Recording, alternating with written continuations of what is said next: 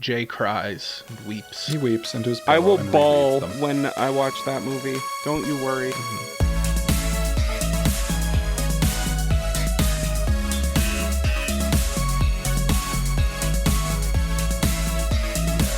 Second centennial of AniPro. Oh, dang. That's crazy to think about. Mark Robbie Weebs, my name is Cole, his name is Mike, his name is Jay, we like anime, and this is episode 201 of AniPro. I almost didn't say 201. Oh my goodness. It's a strange world here in the 200s. Reporting What's in changed? live. My lighting's a little bit different. It seems Mike's lighting is a little bit different, it looks like. Yeah, I kind of moved it a little further away because I didn't like it was giving me this green glow on my face. I looked like a green goblin about to take off on my little jetpack, you know, the little thing that he rides around on. On that little thing that you ride around on, yeah. What is it called? This The week's- goblin copter? I have no clue. The Comment glider? below if you know what that thing's called. His Yeah, glider? yeah. Green goblin glider? I don't know. Jay for the sure green- knows, but he's holding the back. green gobbler glider, I think it's called. The green, The Green Gobbler? Yeah, that's right. No, that's me when the light shines on me and there's a bucket of What does chicken. he do? Gobble your nuts? In Gobble honor of these nuts. Thanksgiving, the green gobbler, ladies and gentlemen. Yeah. This week's episode, we are doing our seasonal wrap up. We're giving our awards away for the summer 2025 season. So we'll be giving away lots of awards here today.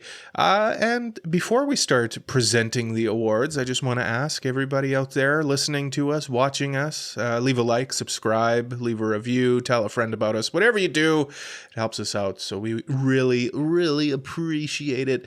I have a feeling Jay and I are going to gush about something, so I'm gonna throw to Mike first. Mike, how's life? How are things over there, way out there in the country with your country folk? Yeah, I'm country Mike now.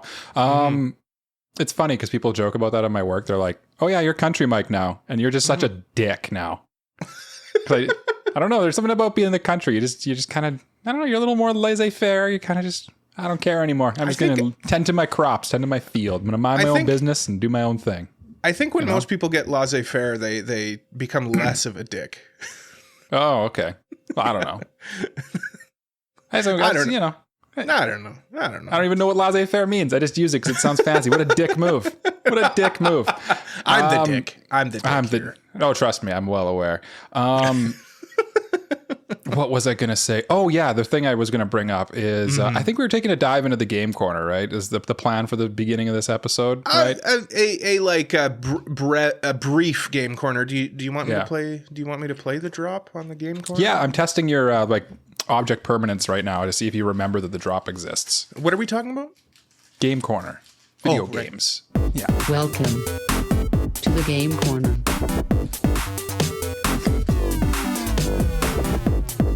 Yeah, we're Jay, in the you game look- corner. Jay looked like that was loud, so he moved away, even though he's wearing headphones. I wanted to point that out. See, here's the thing. You say that, but if they bleed out of my headphones and into the mic, that becomes a problem for you. Actually, that's true, because that's true. Cole and I, we were on the in-ear monitor. Big brain move from Jay. Yeah. Yeah. Jay, if you take off that cap, I'm sure there's a bulging, blistering brain under there full of so much blistering knowledge. brain. It's overheating. Yeah, Pour some so water hot. on your brain. God, Jay, so hot. Yeah, Game Corner. You guys are going to talk about one of the newest games that have come out, period, because literally it just came out like the other day. But I'm going to talk about an old game.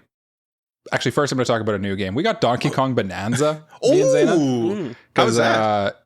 I don't know. We only played for like 30 minutes. We were like trying to get to the co-op, and I could tell you, me and Shazana were trying to play the co-op, and the co-op mode is one of those co-op modes where you both control the same character, but the second player basically controls the camera and like shoots a gun, and the other person controls like the character, and they're moving throughout the world. And the combination of that's the wrong way to do co-op. I'll tell you that right now, because not being in control of the camera as someone who's like very established into the video game world, it's just disorientating more than anything. It's just a bad time.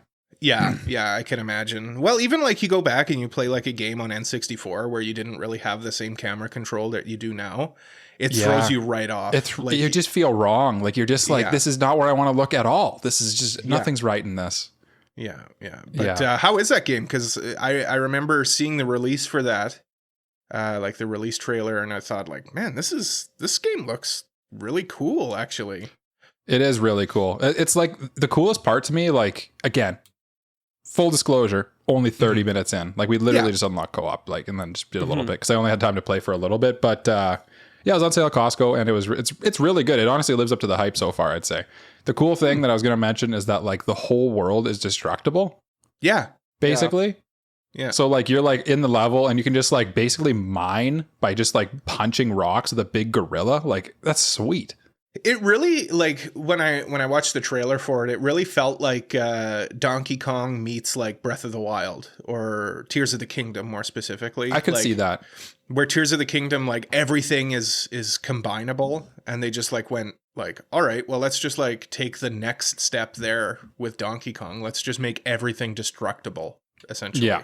And the other thing, too, is that, like, sorry, Jay, what were you going to say? I kind of look at it more like Donkey Kong meets Mario Odyssey, just because, like, it's the same engine. It's like if you made the two Kiss. Very clearly the same team made this as the team that did Odyssey. And, like, it just looks and feels very similar. Mm-hmm. Yeah, it's.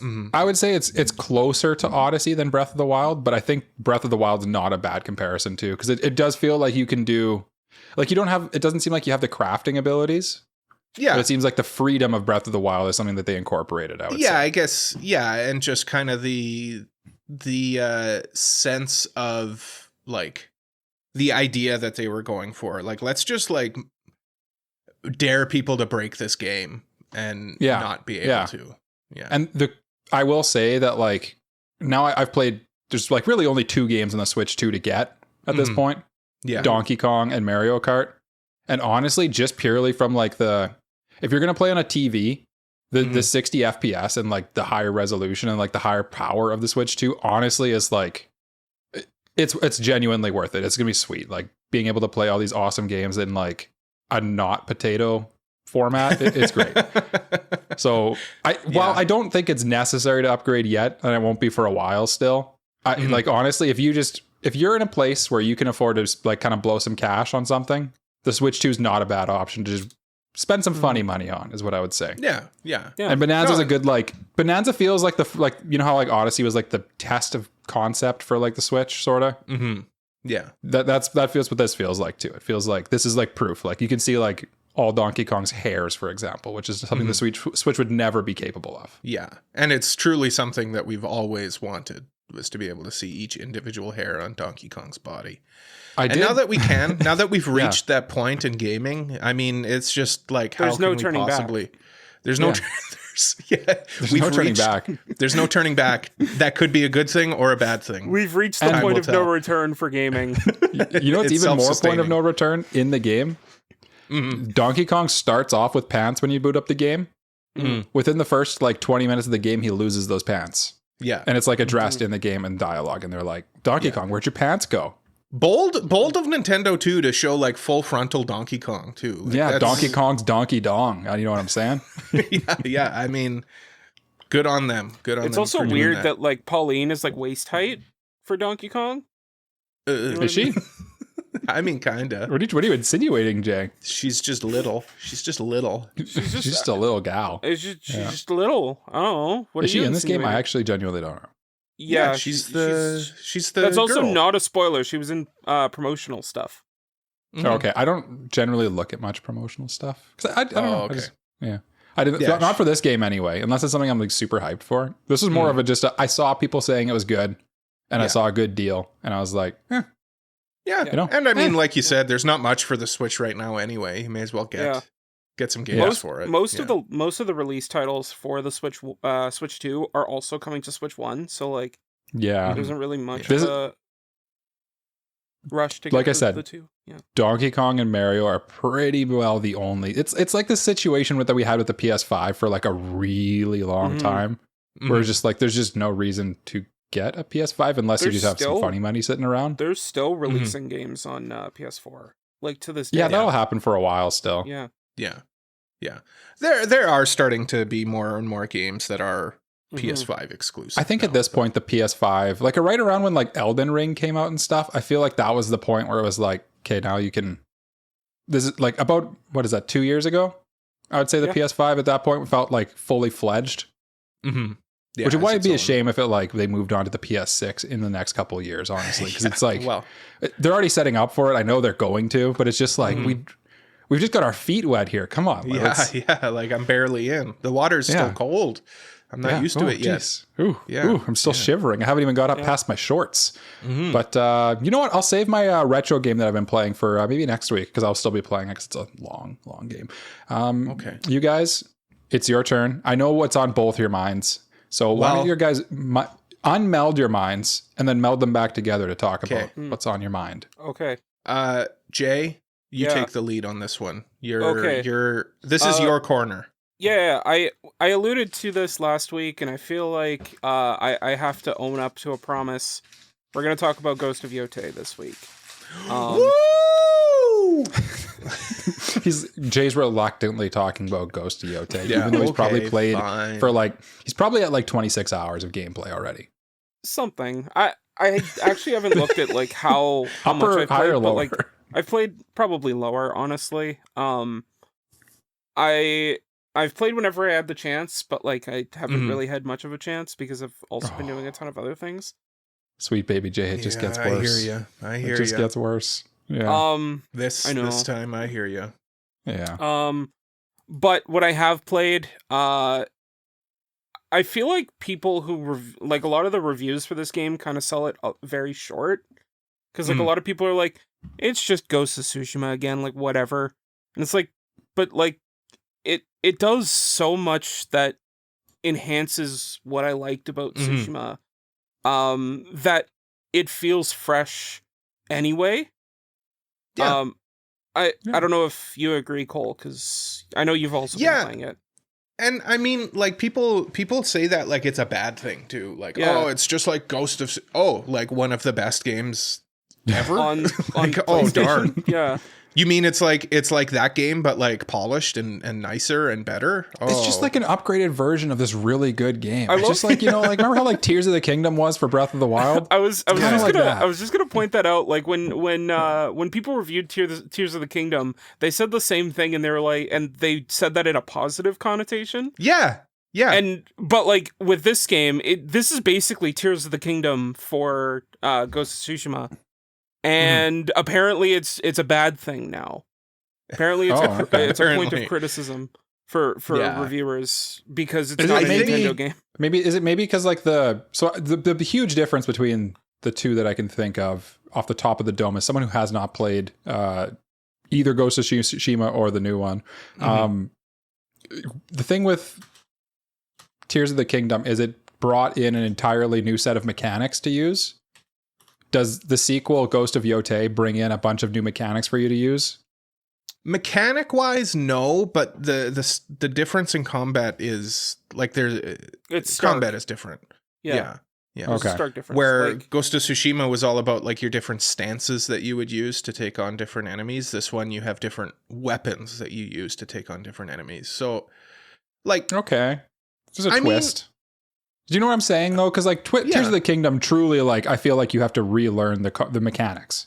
Whereas this, it kind of seems to me like Ghost of Tsushima and Ghost of Yotei, you kind of don't. It's also more similar. With Tsushima, you kind of get everything right at the start.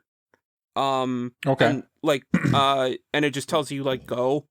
And you already have all your tools in front of you. Whereas in this game, you have to like actually go around and find them. Yes and no. Some stuff is carried over, like the hook that you use to like swing off of things. You just get that right at the beginning. Yeah. And your horse you get right at the beginning. But like you only start with one weapon, which is your katana. And then you slowly go around and get your dual blade, your odachi, your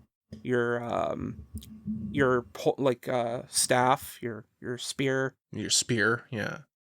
You get your right away. You get your one sword. You get your two swords, Mike. You get a big sword. Then you get. I call that one the daddy sword. You get a big stick. you get a big stick with a knife at the end, and then you get the kunai with chain. You get the Joey kunai Wheeler with special. chain. Kunai with chain. Kunai with chain. I'm really enjoying it so far. I like the character. Like, I like what's her name again? Atsu. Atsu. Yeah, she's cool. She's badass. It feels like Ghost of Tsushima starts on like a big bang, you know? Like, you start off, you're in like a big battle sequence, where this feels like a lot more like Personal. toned down and personal. Yeah, this is like a revenge story as opposed to like I guess Ghost of Tsushima you play as like Batman. It's much more it's much more bent on honor rather than revenge. Okay. Where and- Atsu is like, she does not care about honor. She's just gonna you pick up swords, you throw them at people. That's a cool mechanic. I like that mechanic where you just like walk into a place and there's like a sword on the ground you can pick up and just huck it at somebody. Yeah. That does sound kind of fun, honestly. Yeah. The comparison Slang and swords. I heard for like the different characters is, whereas Jin Sakai, the main character of Tsushima, is Batman, Atsu's like Boba Fett. Mm-hmm. Yeah. She's a bounty hunter, and she just like, she doesn't care. She'll do whatever it takes to earn her bank. Oh, I like that. Yeah. I like that. Yeah. I like that archetype, honestly. Just the devil may care bounty hunter type person. Mm-hmm. Mm-hmm. And yeah, I mean, it's just a, again, like what is the bad side about being similar to the game that came out before it? Yeah. You know, like, it is a sequel ultimately, right? Mhm. So I will say though, like a lot of reviewers I heard kind of poo-poo on how big of a deal they made the like let the story come to you thing, where like you can keep wandering and you won't have to like go somewhere to interrupt your progress. But like, it's really nice when like, oh, you have an upgrade, you just go to camp, and the guy that you need to go to upgrade will just like come to your camp and be like, hey, how's it going? Do you need an upgrade? Let's settle that right here. yeah. It's different enough where I feel like it's not just a complete retread of the previous game. Mm-hmm. I will say, like, we're kind of making it sound like the reviewers are just kind of tearing this apart for it being a retread. They're really not. Like, it's still getting good reviews. It's an 86. It's an 86 right now on Metacritic. Like, it's doing well. I think what's happening is like reviewers at this point are just kind of nitpicking. Like, they've got to find something to say bad about this without appearing like they're just shills for Sony. And I guess if I were being that person, like if I were nitpicking, yeah, that would probably be it. It is very similar to Ghost of Tsushima. But I feel like it does enough different where it's still rewarding to play as somebody who played. And at the Ghost same of Tsushima. time, like, if you're done Ghost of Tsushima and did everything and you're like, man, I want more of it, here you go. That's I could envision a world where like someone who was like, oh, I'm hyped for Yotei to come out, I'm gonna replay Ghost of Tsushima, and then they get Yotei and then they play it and they're like, oh, it's kind of similar, you know? Like, I could see that, but I think you're right. I think it's probably just like an article just only praising a game. Honestly, is kind of boring. Like, it's like if we do a review and all three of us are just unilaterally praising it. Yeah, what's the point of it, right? Like, it's not. And I mean, like, you can't when you're on your horse and Ghost of Tsushima, you can't just like run through a pack of wild horses and they all run with you. Like, that's new and awesome. That is pretty awesome. I haven't experienced that yet, but that's mostly because I think you've done more exploring of the entire map than I have. Oh, okay. You're just going from like objective to objective? Kind of, yeah. Yeah, I like running around and like getting the shrines and the all kinds of stuff. And I think that's why like I have all the weapons now where you don't yet. Yeah. Well, like, I'm doing the shrines and stuff like that, but like I haven't gone to, like, I haven't done the Kitsune mission where it takes you to the northern part of the map. I'm still kind of clearing out the area to the east. I forget what the area is called, but yeah, I'm doing that. I just killed the Oni last night. Oh, okay. Yeah. How was that boss fight? It was fun. It was hard, but fun. Was it like an actual Oni? Okay. Does this game actually have like fantasy creatures in it, or I always just assumed it was like real, like Assassin's Creed type situation? Oh no, they are real people. It's just like that's what they call the Yotei 6 because they each wear masks. Based Gotcha. on like Okay. different creatures. I thought I I will- was picturing like a Dark Souls situation where you're fighting fantastical beast, but okay.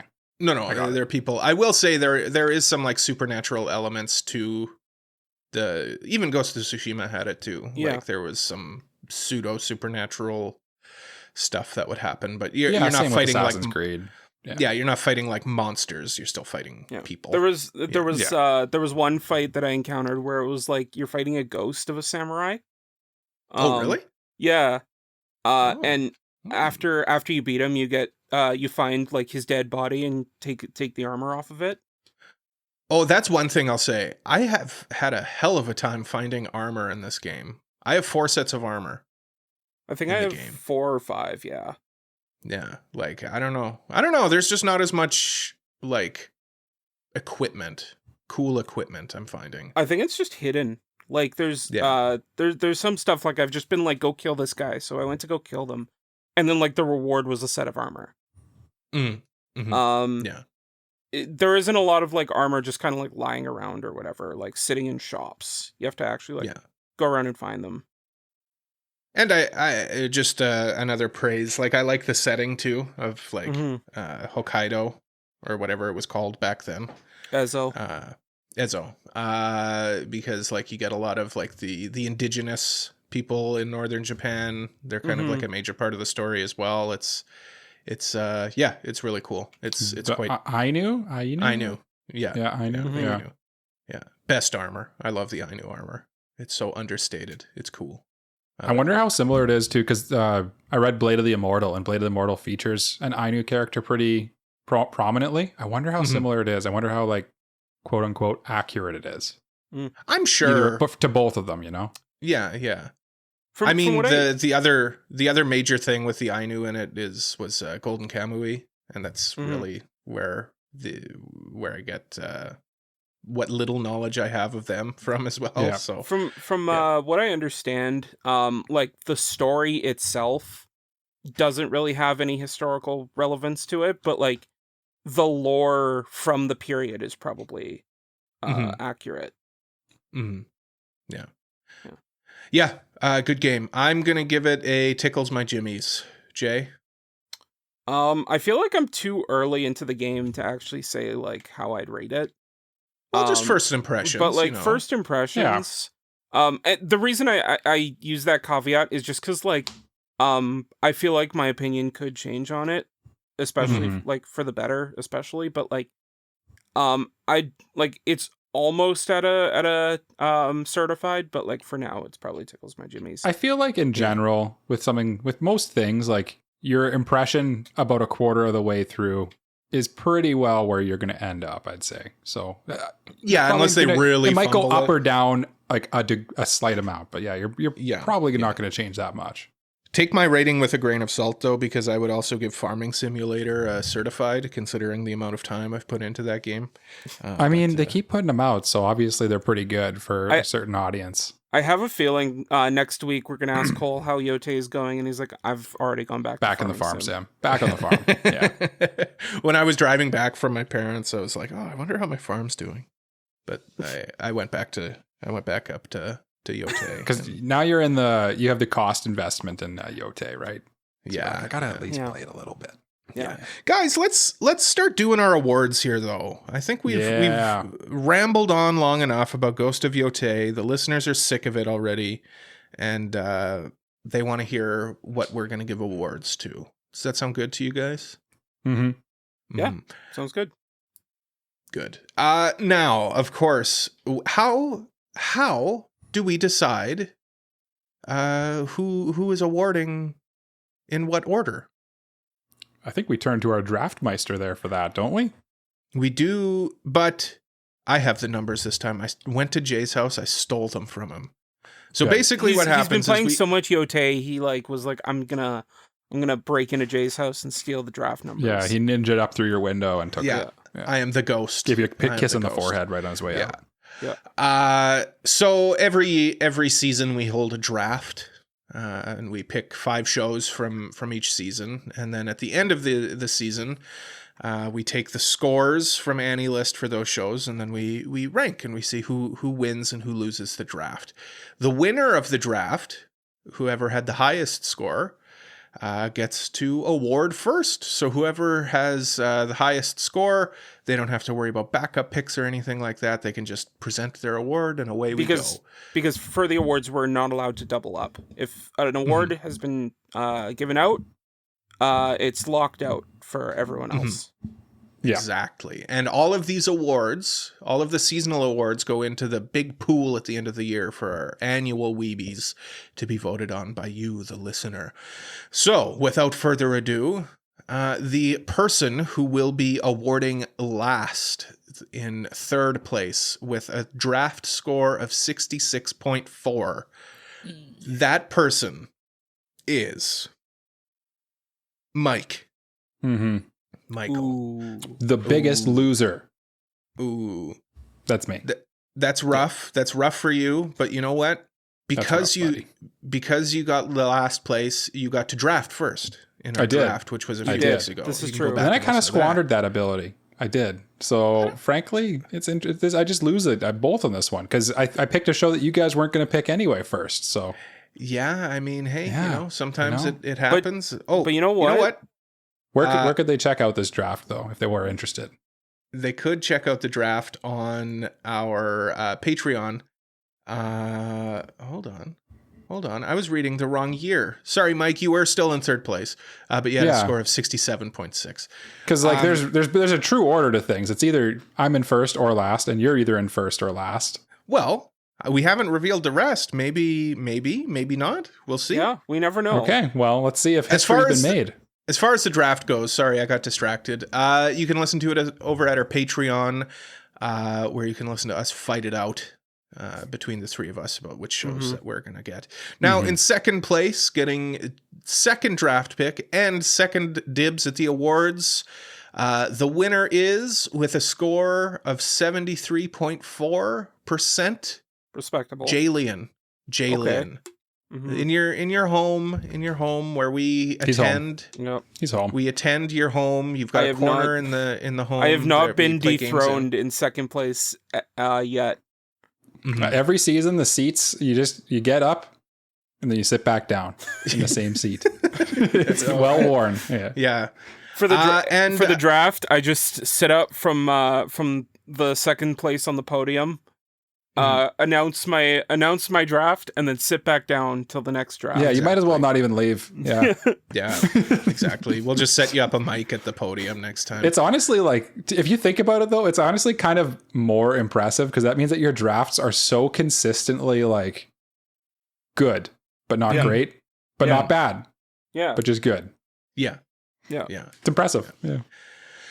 So, of course, once again, Cole comes in 1st place with a score of 76.4. So my prize is I get to pick first. That's right, gentlemen. Well, what are you picking first? What am I picking first? Well, our first category today is biggest flop of the season. So this is, we like to start off with a bit of spice, a bit of spite and spice. Crack open a big can of spite. I had a tough time actually this season with a flop. I didn't really watch anything that I was like super not into, but there was one show that I was very very much looking forward to that I kind of just fell off, and that this season unfortunately was from Kyoto Animation, and that was City the Animation. Good show. I just I don't know. I just kind of fell off of it. It may have been because it's stuck over there in Amazon jail, unfortunately. But that's what I got to give my biggest flop to. I think City. Honestly, this year it is true. Like this season was low key stacked. Honestly.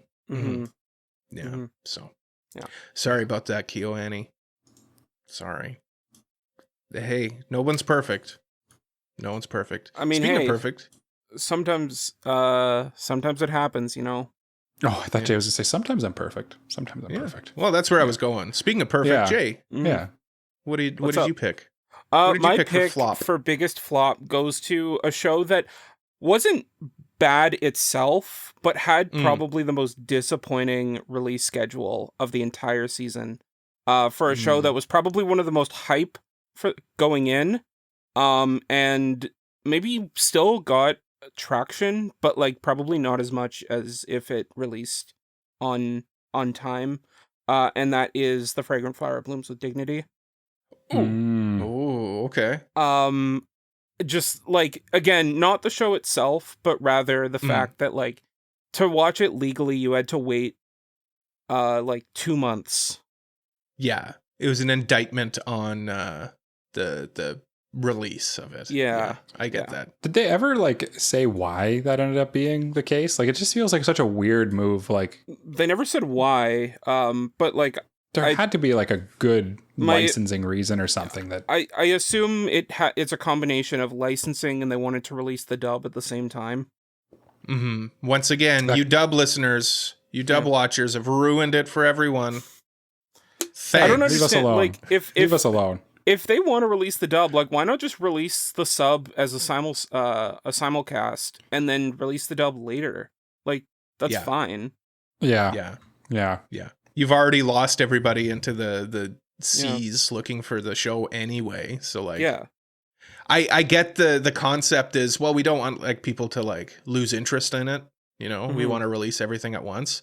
But that's very naive to but they think didn't that even people are release going to everything wait. at once. No, I It know. was still weekly.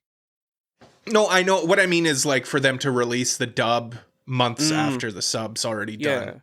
Okay. It's a very naive way of thinking because people are still going to go and watch it in less savory manners. Not me though. Not me. Not you. No. How has the show been for you guys though so far? Really good. I really like the ending of it. Like that it ended? No, like the last episode, you know? Okay. Yeah. He's caught up. He's caught up, to be clear. To be clear, I've watched the whole season. Yeah. Are you guys interested in what my flop is now that Jay's revealed his flopping mass? What is your biggest flop, Mike? My biggest flop is a show I think I drafted, actually. And it was a show that you guys both said, this looks like a show that idiot Mike would like. And you were right. But you were wrong. I didn't like it. Oh, but it was a show I thought I'd like. So you were right, but wrong. Idiots. I'm the idiot for drafting it anyway. Bullet. It came out on, I think, Disney. I forget. It's escaping me now. It was Disney. What a flopping wreck that was. It was just not good. It's sitting at a 57 on AniList, which is like, that's dumpster territory. That's how you know something's like there's no redeeming qualities to it. And that's not good. It just was, frankly, just like from top to bottom, like it was a pretty mess is how I describe it. It just you didn't care about anything. Nothing made really sense. It just was just like trying to be cool for the sake of being cool. And then it just didn't work. So yeah. See you later. Bye. Bye. No season 2 for Bullet, you think? I don't think so. No, it probably has a decent ending. I'm a rare dropper. I usually will grin and bear it through something. Drop this one. Not this Episode time. like 4, I think I dropped it. Yeah. That's a bold move in Mike land. Yeah. Well, let's get into like shows that we I guess you actually. could say the show took a bullet to the chin. I'm glad you forestalled Cole's entry into the next category for that, Jay. Yeah. Allow me to just redo my intro and say, why don't we talk about shows that we actually liked, though? Why don't we talk about shows that we think are worthy of praise? Yeah. Okay. Good opening, Cole. Thank you. Let's start off with how we open shows. Let's start off with the OP of the season. And once again, I get to go first because I am the winner. I'm not. I don't want to brag, but you don't just mention it every time. I guess we're gonna hear that every single award. Jay. I mean, that's right. Yeah, not every time, just most of the time. Just every time. My OP was one that I refused to skip. In fact, it was a show that was on YouTube, and YouTube would start, and you'd get the little play, like the progress bar at the bottom. I'd have to remove the progress bar and then rewind back to the beginning because I didn't want to miss a second of this OP. I love this OP for some reason. Okay. And that is, there's no freaking way I'll be your lover. I love this OP. Unless. Yeah, unless your OP is really good. And it's, I don't know. It just gave me like a hit of dopamine. It just gave me endorphins in my brain that made me happy. So that would be Summer my like that. That's a good OP, honestly. When you can't really, when you can't really put your finger on it, you just vibe with it. That's usually, how you got a winner, you know? Yeah, it's cute. I like the imagery in it. Surprisingly good animation in that show in general. And the song is just kind of a bit of a bop too. Yeah. My OP of the season. Jay, what's your OP of the season? My OP of the season. Look, while I was watching all the OPs, trying to like figure out which OP I would pick, I was thinking to myself, there are a lot of good OPs this season that I really like. Maybe we'll go through an honorable mentions afterward, just so we can briefly touch on them. But the one that stood out to me is kind of not even an OP, kind of, but still counts because it is an OP. Because it introduces a show and then an episode follows, so it is an OP.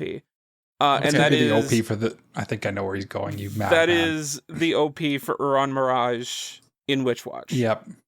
You're crazy. You're wild and crazy, Jay. Yeah. All right. It is an OP, but the thing that I love so much about this OP is like they didn't even need to do this. This was a just a chapter of the series in the manga. Didn't even have an OP or an ED or any kind of mention of that.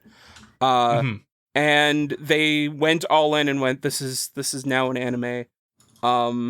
Like fully fledged OP done by what's their name? Huya Extended. Oh yeah. Which like what? That's the if you don't know, they did the second OP for Jujutsu Kaisen among other things. But like that's really cool, and it looks pretty good too. Like but the biggest plus for me is like this is an OP that didn't even need to exist, and they put in the extra work.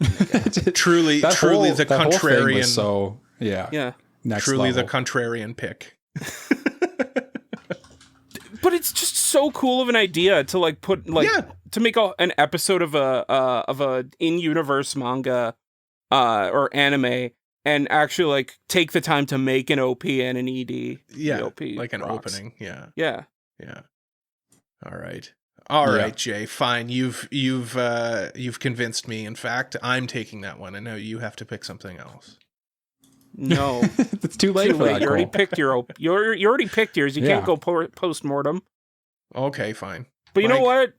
Mike, let's move on. What's your OP of the season? Oh, I'm allowed to pick now. That's good. Okay. Mine, you guys have left all my OPs of the season for me, which is great. So it means I get to pick from them. I was hoping you would narrow it down the field for me, but you have not. So I'm going to go with the one that really holds my heart, the one I skipped the least of all. I'm generally an OP skipper, and this one I just didn't skip because it was just seeing the funny little skeleton guys dance and with lots of Technicolor lights for a second always just caught my attention, and then I continued to hold it. This OP for Summer Hikaru Died for me was just so much fun and so creative and interesting to watch. Like it kind of serves the purpose of like showing the standard, like here's the characters in the show, like just kind of hanging out and stuff like that. But like the way it kind of interwove the spirit world that's kind of like the impurities that are also happening in that anime was just so creative and interesting, and visually like there's a lot of things in that show that are visually very interesting to see. And I feel like that one just for me did it. And also on top of that, you also have Vondi doing the song, which is just a great song too. So yeah. That is my choice. Summer Hikaru Died's OP. Very, very good, Michael. I appreciate you telling us your pick for OP of the season. Thank you. Are there was a few though. Yeah, are there any quick honorable mentions you guys want to throw out there? I know Jay was chomping Cole, at the bit to. Well, Cole, you canonically go you first. Get the order. Yeah, I don't know if you know this, Cole, but you won, so you get to go I don't know first. if you know this, because when I win, I don't have to pick backups. So I actually don't have Oh, any that's runners right. up to go with. So Cole knew he you won. guys- He's like, I'm gonna watch one anime this season. I'm gonna watch just enough. I'm gonna Yeah. watch just enough anime to get us through. My Dress Up Darling had a good OP, obviously.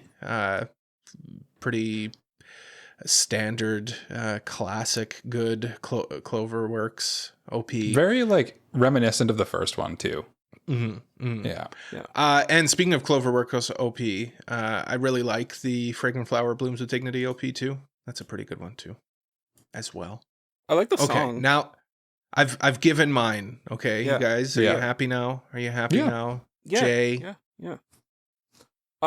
So for mine, I have like 5 honorable mentions. Because I picked my first one. So I'm only gonna give a couple just because like we need to keep this moving.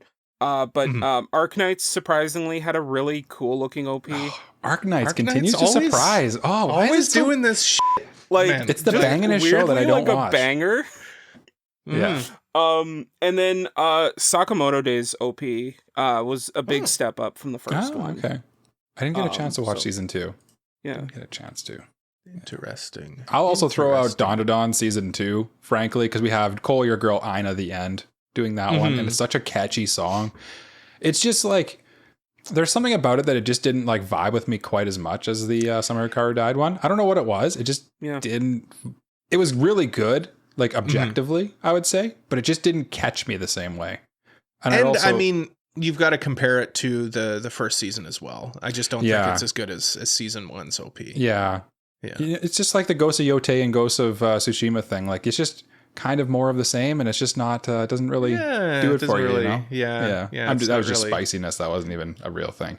Oh, I'll quickly also throw out Kaiju number 8 season 2. Speaking of doing the same thing again, they did the same thing again, and it still works. It's still good. It's not as good of a song, but I'll just throw it out there for being. It's weird because I'm about to say it's a really creative OP, even though it's kind of the similar thing that they did the first season with like the 3D animation and stuff like that. And choosing like Western artists and stuff. I also want to throw out the Gachi Akuta OP just because like that OP is so cool in the sense that like the song itself sounds like they took a ton of scrapped songs and like just stitched them all together. And that is in essence what Gachi Akuta is. So like it thematically fits Gachi Akuta so well. Yeah. I will shout out the Bullet Bullet, the song Work Hard by Chan Mina. It's a great song. Awesome song. The OP's fine. But like that song is probably the song. If we still had Song of the Season as an award, that song would be my song of the season probably. I will also throw out an honorable mention to Grand Blue Dreaming's OP only because Atarashi Gakko is one of the bands that does it. So shout out. Dreaming. Good job for them to just doing the same thing again, but like in a good way. In a good way. Well, I mean, Tears of the Kingdom way. In a Tears of the Kingdom way. Don't fix what's not broken. You know, it's good. It's fun. Yeah. All right. Next up, gentlemen, we have what comes after OP? The show. Usually, what comes after the show, though? ED of the season, and this one, the post credits song. The credits, Mike. The credits. The credits. Yeah. The present credits. I didn't. It's My Dress Up Darling. It's not even remotely close. Not even Mike. This for you to think that this would fall to you is honestly fairly embarrassing. I was banging on you like having watched less anime. But no. I remember we watched that ED in the hotel room for Icon, and Cole was like, I don't think like there's no way anything else could ever even compete. The crazy thing is the first season of Dress Up Darling did the same thing, kind of had a lackluster OP and had just like this incredible ED in the same vibe as this one. And they just were like, what if we just did it again, but better? What if we did it again? What if we just keep doing it? What if we keep doing it again and again and again? They can't keep getting away with this. Well, they get away with it from probably... my bet's a movie. I think they're going to wrap it up with a movie for like the depression arc. The big finale. Yeah. I don't think there's enough there for a season, but... And then all of the My Dress Up Darling fans will find out how the story falls on its face right at the end. As most I know what pumpkins. you did there, Jay, but I don't agree with you with your sentiment. Yeah. Well, anyway. you guys can fight it out. We'll fight off it air. out. We will Yeah. fight. I'll secretly record you guys fighting. Jay, what's your ED of the season? My ED of the season goes to a show that I feel like not that many people have been talking about this season, but like was super hyped going in. And it just looks like a really cool James Bond-esque music video, and that's the ED for Lord of the Mysteries. This looks it looks really cool. And yeah, like I said, it looks like a James Bond credit sequence, which I mean, those always look awesome. The first thing that came to my mind when I watched it was Skyfall, and the Skyfall sequence is so cool. So, yeah, I mean that's all of the modern James Bond opening sequences are so good, so good. Yeah, no complaints from me, Jay. Mm-hmm. Yeah. But Mike, you can lead to a complaint from me. So go ahead and tell me what you're picking.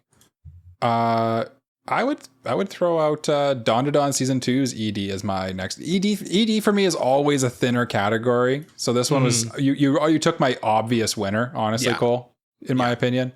But I think that Dawn to Dawn Season 2's ED was just as good. It is a different vibe. It's another good song, but like it kind of does this like panning scrolling thing with like all the characters having a different art style than you would normally see them in Dawn to Dawn. Okay. Which I kind of enjoyed. Like they're a little more like cartoony and silly looking, very Science Saru-y a little bit. And it's just like a good song with like kind of nice little visuals that you could see. And I don't know. Yeah.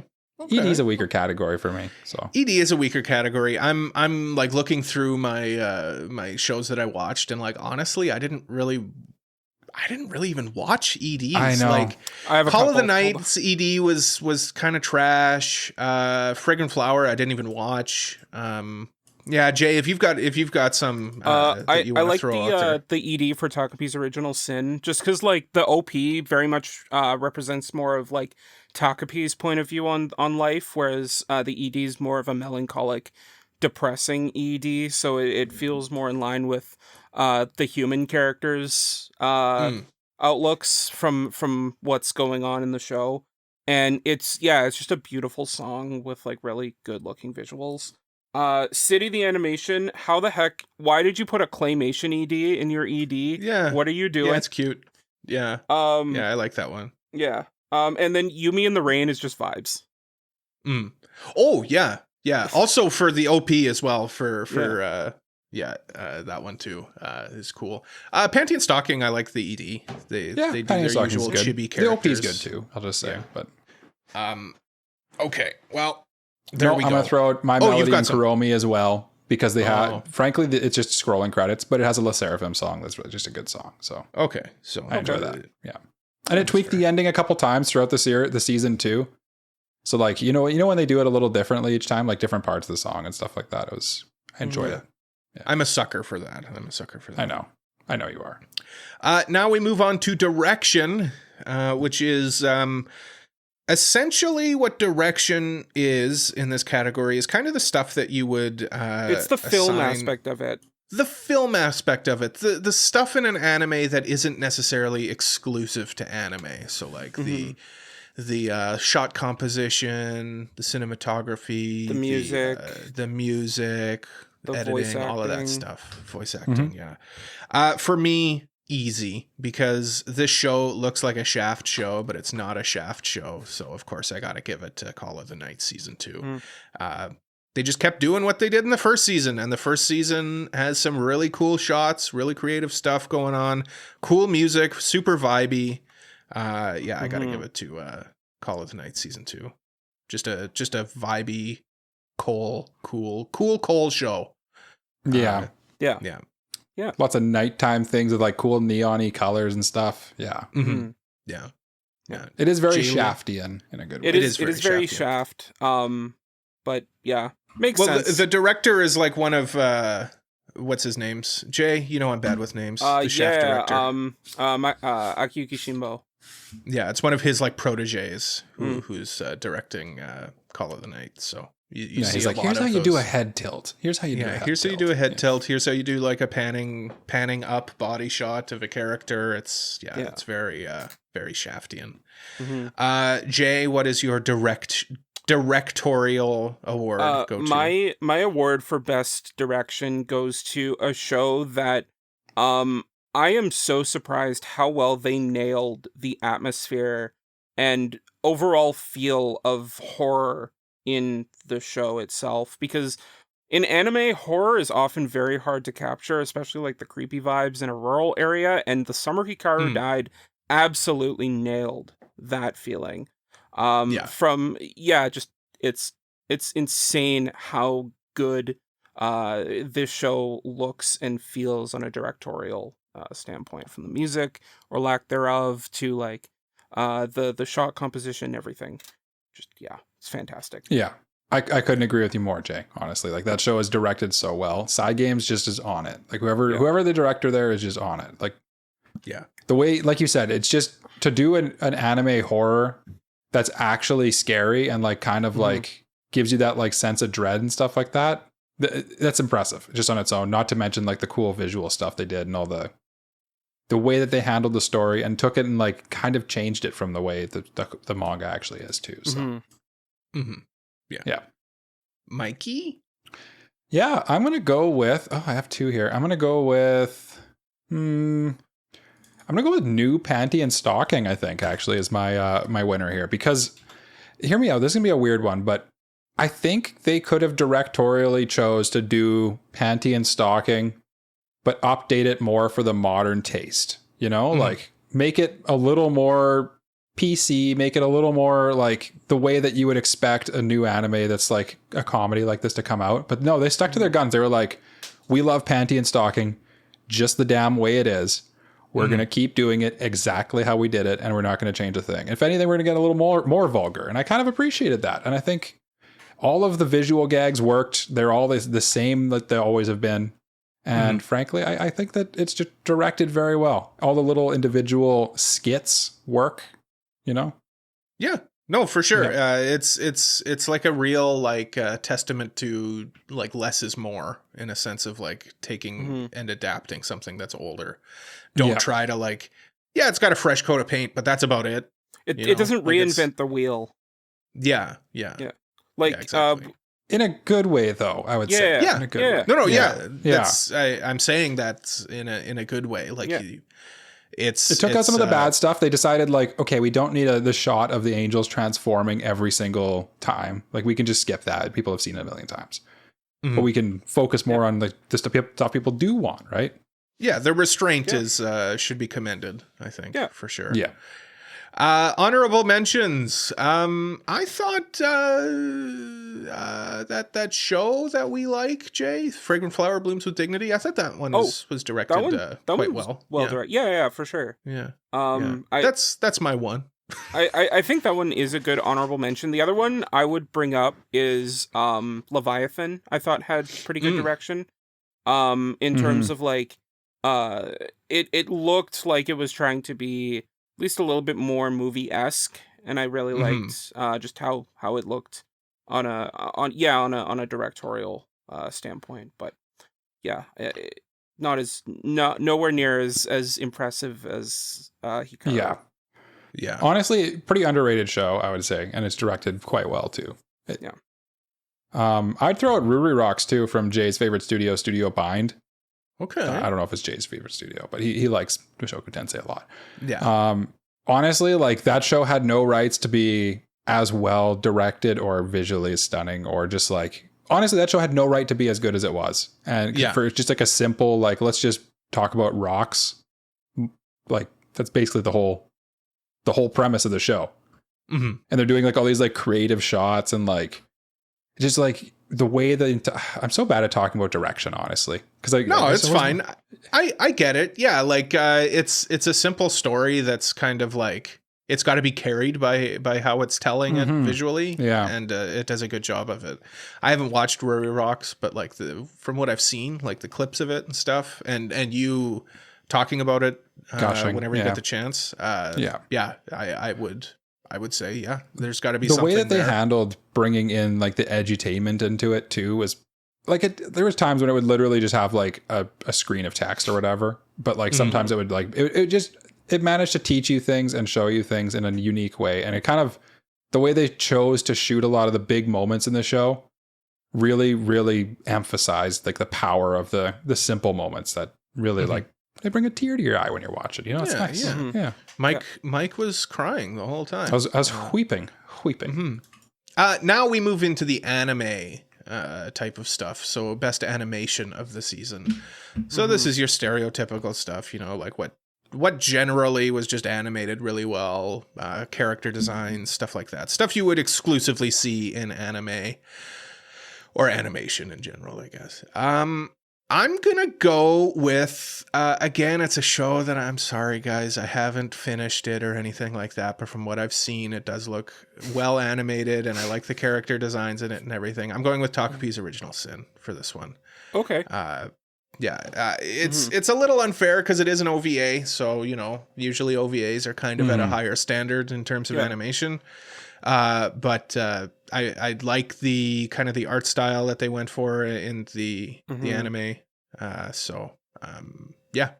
going with Takapi's Original Sin for best animation. Jalen, you've come to Earth to make us all be friends. What is your? I think before we move on, I just want to say I think that is a very good choice. It was an honorable mention, but there's just one show this season that visually looked stunning, and it's by a studio that every time they make a show, it looks visually stunning, and that is City the Animation. This show looks gorgeous, regardless of whether or not you're able to like stick through with the gags of it all. Visually, like it is, they took the manga and just elevated it to another level. Like KyoAni normally does. Honestly, I would have went with City the Animation as well. I just in good faith, I felt like it would have been, I don't know. So I went with a show I didn't finish. You wanted to avoid picking a show you didn't finish, so you picked a show you didn't finish. Yeah. But I will finish. Yeah, I will finish. Have you started Takapi? Yeah, I just haven't. Okay.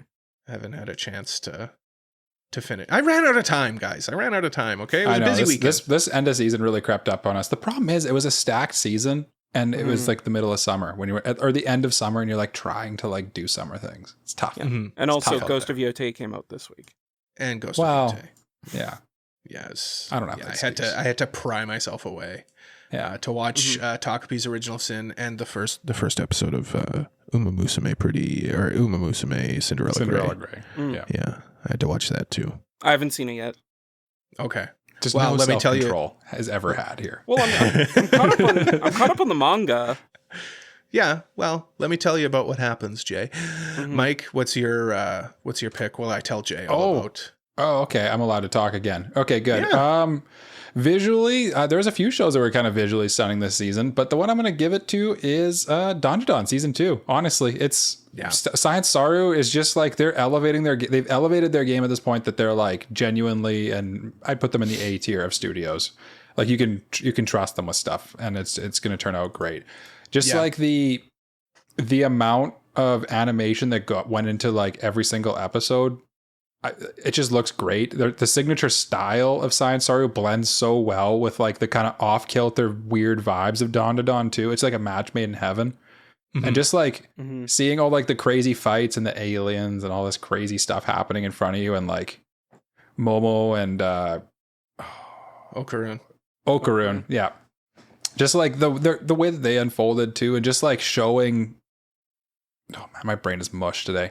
It's okay, Mike. It's all right. I don't even know where I'm going anymore. But yeah, I had the most fun watching it and visually being entertained by it, I would say, out of all the shows. There are a few runners up that I would definitely include in here, but I feel like if I were to tell someone like what's the most visually stunning thing of this season, I would tell them Demon Slayer Kimetsu no Yaiba Infinity Castle. But that doesn't count for these awards. Sorry. It doesn't count. I can't give it to a movie. I have one honorable mention. And what is it? Let's supplant Cole in the order here. That's okay. I've got nothing. You guys okay. Can go ahead. My honorable mention, Lord of Mysteries. It looks so good. Like people compare it to Ufotable, and it does look very similar to that. The only reason I pick City over Lord of Mysteries is mainly just because the style, like the style of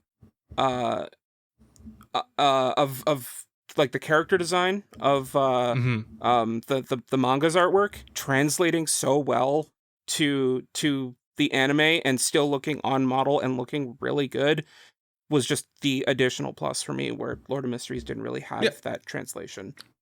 Sure. Yep. Makes sense. Puts it over the edge. Yeah. Mike? I'd throw out my I have a couple runners up, honestly. There's a few really good looking shows this season. Like I said, my probable actual winner should have been Infinity Castle, but that doesn't count, okay? Yeah. No, we're not going to talk about that. Yeah. The scene of like Zenitsu going crazy and doing his thunder breathing was just nuts. Anyway, the Summer Hikaru died. Visually incredible show. Every time that like the Hikaru's like internal creature like kind of was shown, I felt like that was just like such like a visually gripping moment with the way that they handled it with like it's very similar to how the manga handles it in a way that I would have never thought it could have actually lived up to. But Cygames, again, they're just on it. They just do it, you know? They're just on it. They're just going. Always doing it. Yeah. And then the other ones I'd throw out is Dress Up Darling, but that's kind of just more of the same. They just kind of like managed to continue doing awesome Cloverworks stuff. Yeah. And Gachi Akata was pretty visually interesting, I would say. It kind of lived up to the manga in a way that I wouldn't have thought it would be capable of. But Bones does Bones things, I guess. And it's just like the visual style of that one I felt didn't vibe with me as much as the others. So, yeah. Yeah, that's fair. That's fair.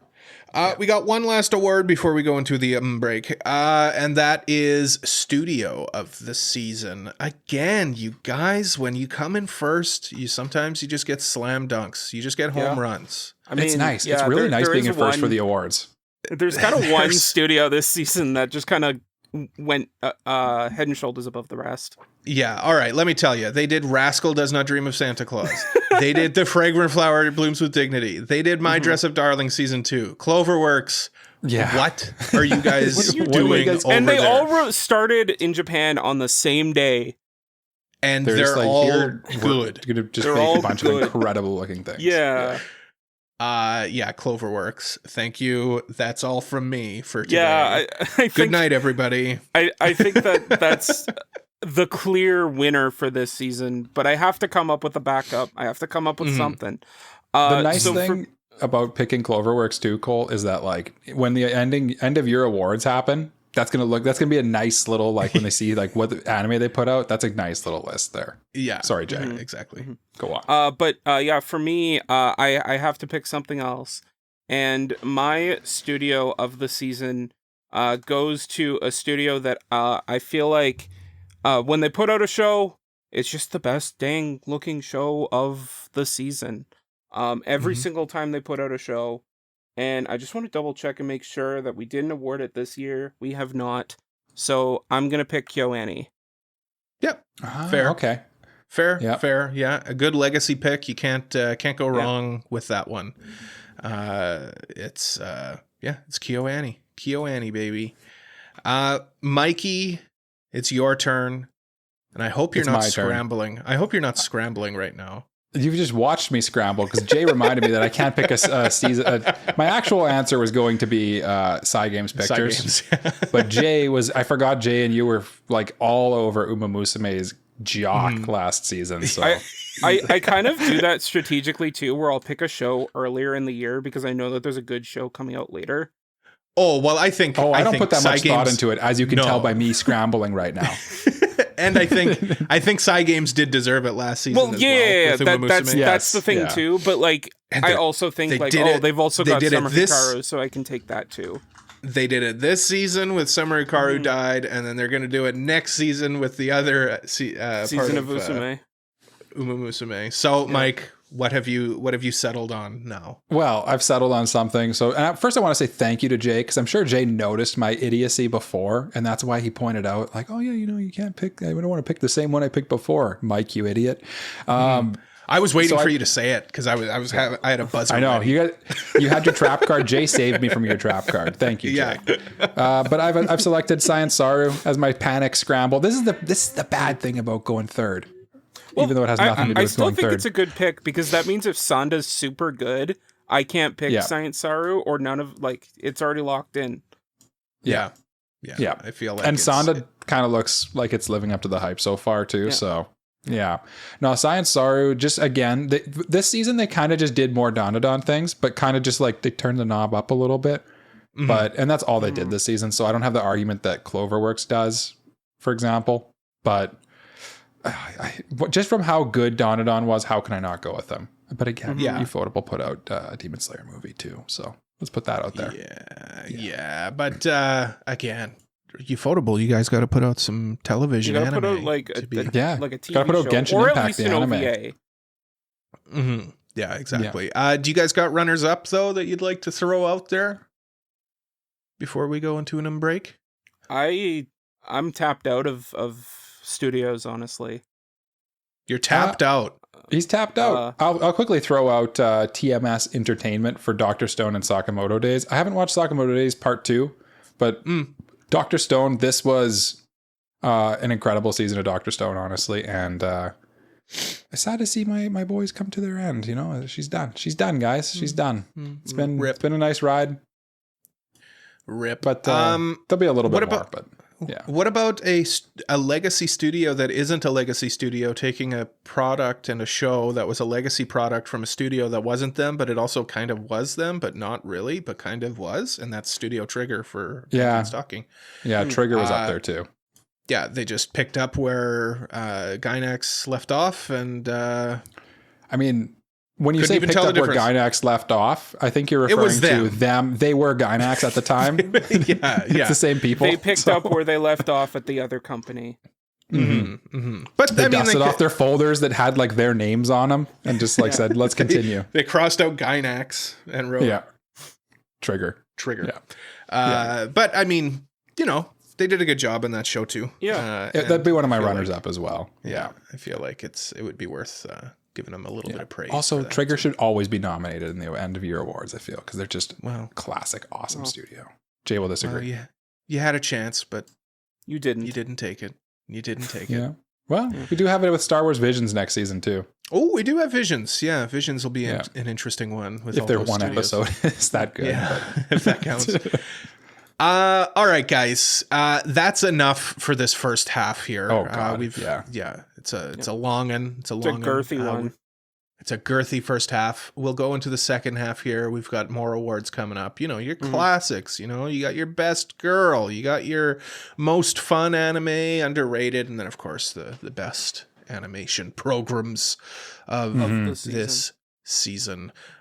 So look forward to that right after this. Break.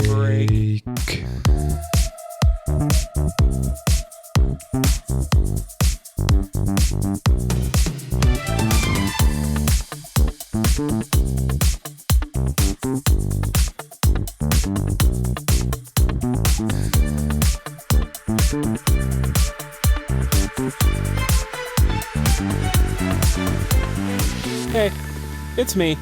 I'm taking over the podcast this week, like we always knew I would, to promote, well, AniPro.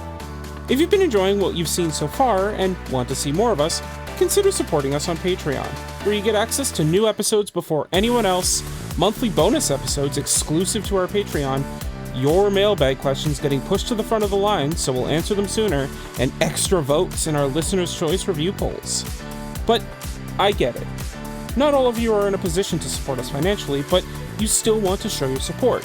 And I'm happy to say that you still can. Rating us 5 stars on Spotify or Apple Podcasts helps other potential listeners find us easier. And joining our Discord server is a great way to interact with the host more intimately than ever before, or other listeners like you. So what are you waiting for?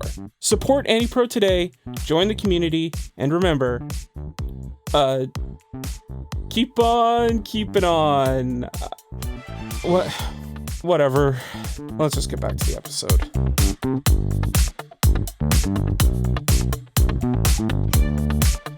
So excited he's sneezing. Welcome back to AniPro. We've got more awards here coming up. Coming at you hot and fresh. Long, loose, and full of juice are these awards. Whoa. Yeah, that's right. That's right. And we always like to start the second half of the awards show with a bang. And we're going to go best girl. Best girl here to start it off. Another easy one for old Coley. Karuko. How dare you? Wuggery. Yeah, that's right. How dare you? That's right. How could I not pick her? She is literal ray of sunshine / cinnamon roll rolled into she one. absolutely is. I have in my notes here, end the year now. She's best girl. There's no competition. Yeah, no, she's too good. She's too good. Too good. She's too good, too sweet, too cute. She's based. She's the based choice, and she's the based girl. Jay, who do you have to now reluctantly select as your best girl? Yeah, this sucks. I have to reluctantly select someone. So, to be clear, can I double up on the show, or is the show gone? I think you can double up on the I think show. you can double I up on the guess. show. Okay, Yeah. so my backup is also from Fragrant Flower, and that's Rintaro's mom. Oh, Rintaro's Ooh. mom. Oh, Yeah. Wow. I thought you were going with Subaru? Subaru. Yeah. No, I mean she Rintaro's is a good mom. girl too, but Rintaro's mom. Just because there's one she's such a supportive mom to Rintaro, like through and through. Just really loves her kid and really kind and just great character. Yeah, I mean, it's not wrong. It's just surprising. It's a surprising pick. It's a surprising pick from Jay. Going Mikey, for the mommies. Going for the mommies. Going for the mommy. Mike, who's your mommy? Hi. My mommy is a 16-year-old teenage gyaru named Maureen Kitagawa. Kitagawa. 'Cause, Oh. I mean, she's in this season. How can you not pick Maureen? Thank you for leaving her there for me, you know? Yeah. No, I mean, really strong season there for Best Girls. Yep, Really strong season for Cloverworks as well. Cloverworks. Another swept. Cloverworks best girl, yep. Yeah. Honestly, there's a few good girls this season. I thought about, to give a runner-up, I would have considered Momo Ayase as well. Like, how do you not go Momo Ayase? She's awesome. But Nazuna Nanakusa from Nazuna's Call of the there, Night. yeah. From this a show. This is the only season I could have put Mai Sakurajima, but I feel like she's better as a couple with Sakuta, so maybe we'll talk about that later. Perhaps. Okay, interesting. Perhaps not. Also got to throw out the main character from Secrets of the Silent Witch. Her name Monica. is Monica. Monica is a delight as well.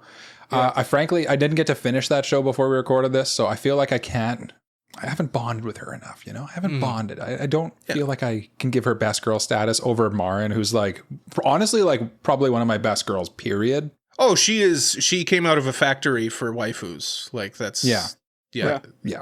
Just like her like level of like just being so like accepting of everything and just like down to do whatever and have fun and just be a good person, you know? That's just how do you go wrong with that? Yeah. Yeah. No, you And can't watching go her wrong. go squee over Gojo for the entire season was quite fun too. So yeah. Now let us move on to the best boy of the season. Now, best boy is an interesting category because it's really about the best boy of the season. Very now, well put. I know that can be confusing, but ultimately all you have to do when you think about who you're going to pick is who is the best boy. And for me, best boy is going to go to Wakana Gojo from My Dress Up Darling, because he is, as well, much like Marin, came out of the best boy factory. He really did. He's... I had to delete him from my choice. He is a delight. He is, again, just a cinnamon roll. Super nice guy. Also, he's got a little bit of that sad boy energy, which I f with. You know, I f with that. So Yep.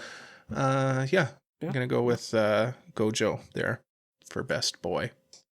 Jay, who's your best boy? My best boy, the Cloverworks snowball keeps rolling. My best boy goes to Rintaro Tsumugi from The Fragrant Flower Blooms with Dignity.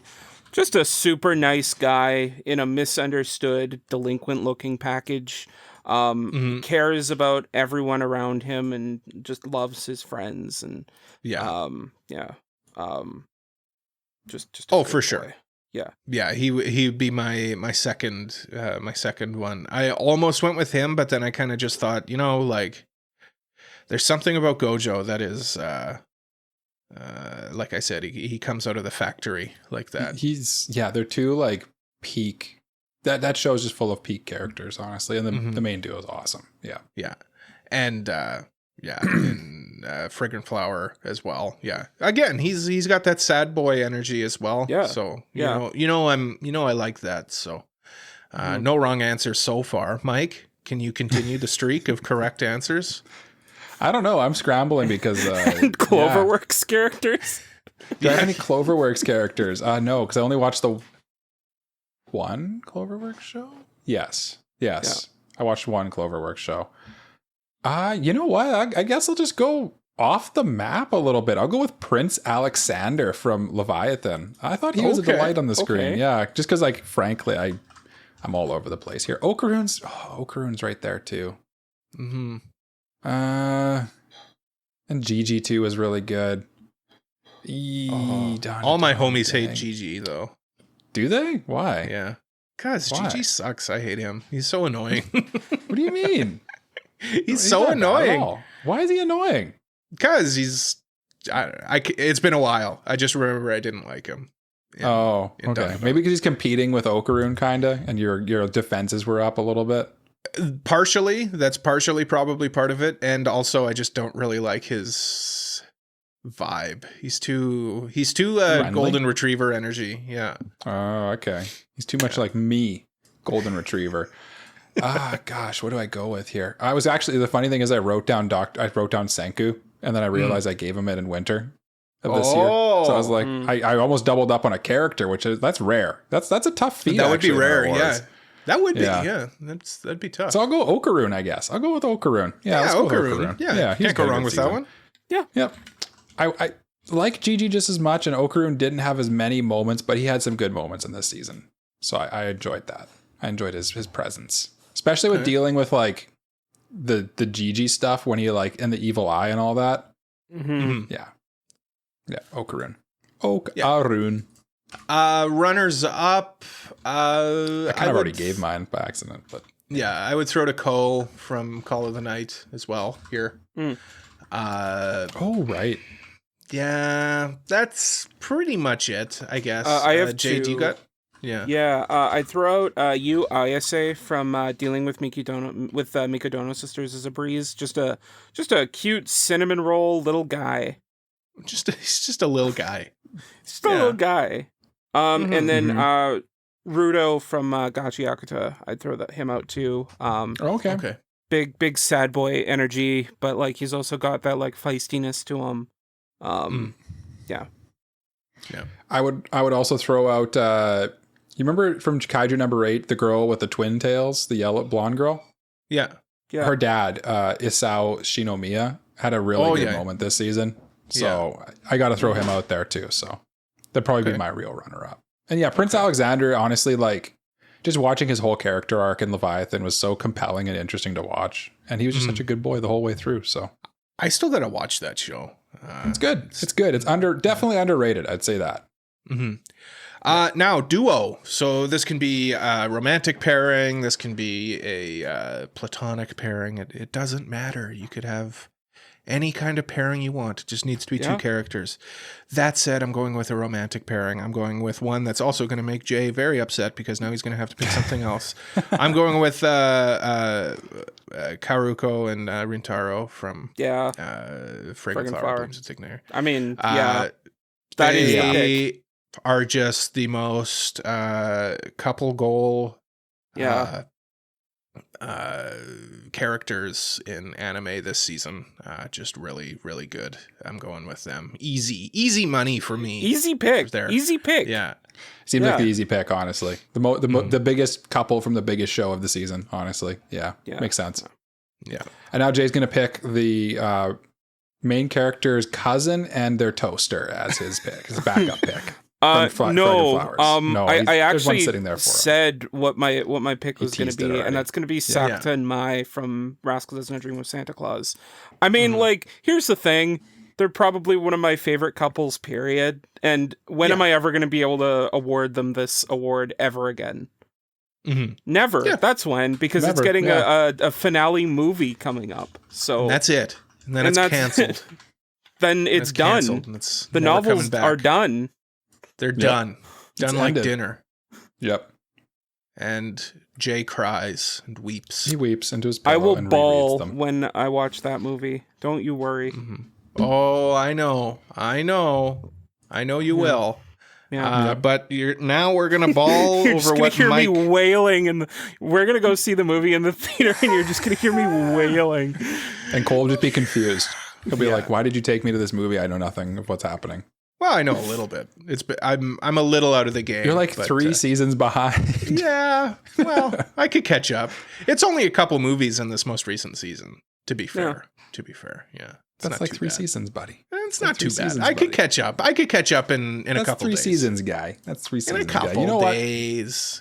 My Mike, best who are you duo, picking? For God's sakes. Hikaru and Yoshiki from The Summer Hikaru Died, the main two duo. Hikaru himself and Yoshiki, his buddy, who's trying to deal with everything that's going on and doing remarkably well, all things considered, frankly, I would say. Yeah, Doing yeah. really well. You know, he's... But just kind of watching the dynamics of those two was by far the most compelling duo on the screen, I would say, for me. And I said, I think in our mid-season check-in that they kind of toned down some of the yaoi elements of the show. They definitely dialed that. I think what they did is they turned it down at the start and then dialed it slowly up as the season went on. And it kind of felt a little more natural that way a bit, and kind of did things that I didn't read, like, because I didn't read all the way to the end of the season. So yeah, honestly, they were just like an awesome duo on the screen, if I had to put it that way. Yeah. Okay. Yeah. All right. I do have a couple runners up though. I have a backup. Yeah, I have a runner up. Go ahead, Jay. My honorable mention goes to Shizuka and Chappie from Takopi's Original Sin. Yeah. Mm, Ooh. interesting. Yeah. Not Interesting Takopi pick. and Blonde Girl? No. Marina? No, because like their involvement is kind of done in a flashback rather than like a thing that you see established. So yeah. Yeah. Okay. All right. Mike, you said you had Poor Chappie. so many. You had so many. Wow. How can you turn down My Melody and Kuromi, the anime? Like the anime is named that. They were a great duo, but they weren't on screen that much together, honestly. So I can't give it to them.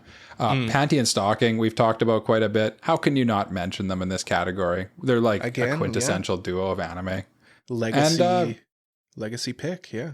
Yeah, legacy pick there for sure. Marin and and Gojo. obviously Marin and Gojo. Like there's so many like awesome duos that frankly this category is stacked this season. Yeah. Marin and Gojo, like you said, the guy from Gachi Akuta and his weird creepy gloves that he's had for a million years. Why are they so crusty? Okarun and Momo Ayase, and like every character with every character in Ruri Rocks was fantastic as well too. So. Yeah, man, what a stacked season for duos. Oh, Leviathan, the two main leads in Leviathan. Oh my goodness. The main leads in Call of the Night, of course. Yeah. Really good as well. What else do we got here? What else? In the Demon Slayer movie, Tanjiro and Giyu had a great moment against Akaza. I haven't seen the movie though, Mike. Don't spoil it for me. Yeah, You've read it. I've read it. I'm a manga. Senku and manga reader. Professor Zeno? Dr. Zeno. Zeno were great too. The Doctor. Doctor Who? Dr. Zeno, Cole. Dr. Zeno. Oh. Doctor Who? So you're talking about the Doctor from Doctor Who. From Doctor Who? That doesn't sound very fun. That doesn't sound cool very anime fun. though. Man, that would be quite the anime. Doctor Who anime. What about most fun television program that was made in Japan by an animation studio? but it doesn't Well, Cole, necessarily have to be you made tell us. in Japan. It could be made outside Japan, I guess, if we wanted it to be. But in this case, my pick is made in this Japan. case specifically. Yeah. In this case specifically, and it's an easy one. It was my day oneer all season. I loved watching it on YouTube. It was so much fun. There is no freaking way I'll be your lover. Unless. Yeah. Ah. This is What on a my fun- this is on my list too. What a fun show. It was, I like the characters. I like their dynamics. I should have also thrown out some honorable mentions for best girl out of this, because like all of the girls in the show are great. Really like surprisingly well animated, much better looking than that show has any right being. And it's just a good old time for good old Cole. Old man Cole watching his cartoons. So old watching your cartoons. Jay, what hath you brought to this conversation? Yeah, my pick for most fun would be Dealing with Mikadono Sisters is a Breeze.